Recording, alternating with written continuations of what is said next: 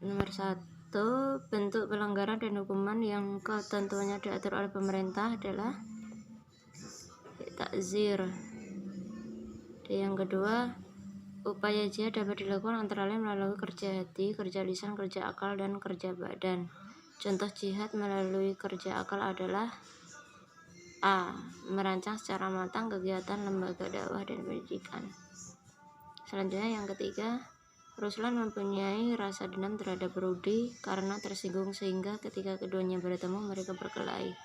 Dalam berkelahi itu, Ruslan lalu mengambil badik lalu menusukkan pada perut Rudy hingga mati. Pembunuhan ini termasuk pembunuhan sengaja karena ada rasa dendam ya sebenarnya ya.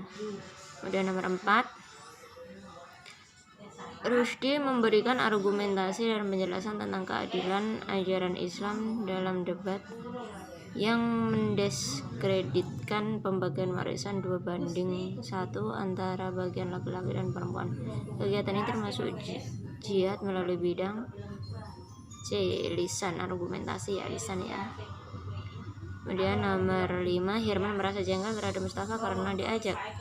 Ia lalu mengambil sebatang lidi lalu mencambuk Mustafa. Tanpa diduga akibat cambukan itu tiba-tiba Hirman pingsan lalu membuskan nafas terakhir. Pembunuhan ini termasuk pembunuhan seperti disengaja. Selanjutnya nomor 6, bila seseorang memotong tangan kanan orang lain maka hasilnya adalah sama seperti apa yang telah dia berbuat ya, yaitu B. Potong tangan kanan. Kemudian nomor 7, Sukri mengendarai motornya menuju luar kota karena suatu urusan penting. Dalam perjalanan Sukri menabrak seorang anak yang tiba-tiba menyeberang jalan hingga meninggal. Kasus ini termasuk D. Pembunuhan tersalah. 7. Nomor 8, kisos dapat gugur atau dibatalkan bila D. Terjadi perdamaian. 9. Berbagai bentuk kejahatan sudah ditentukan sanksinya dalam Al-Quran dan hadis. Sedangkan perbuatan jahat yang tidak ada ketentuannya dapat dijatuhi dengan hukuman takzir. Perbuatan yang dapat dijatuhi hukuman takzir adalah meninggalkan salat tanpa alasan.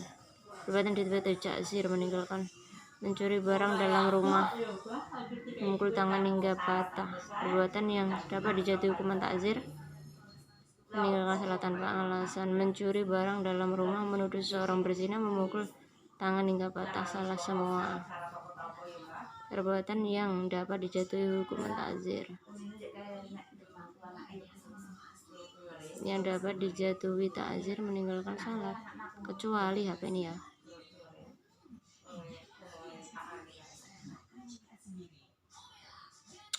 B dulu ya. Nomor 9.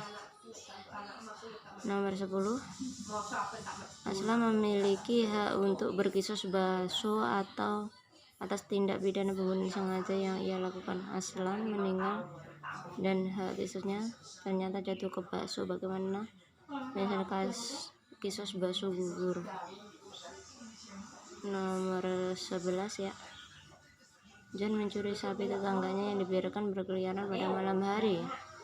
Setelah diadili, Johan tidak dapat dijatuhi hukum potong tangan karena sapi dicuri tidak disimpan dalam kandang. Meski demikian, Johan tetap dapat dijatuhi hukuman berdasarkan penetapan hakim.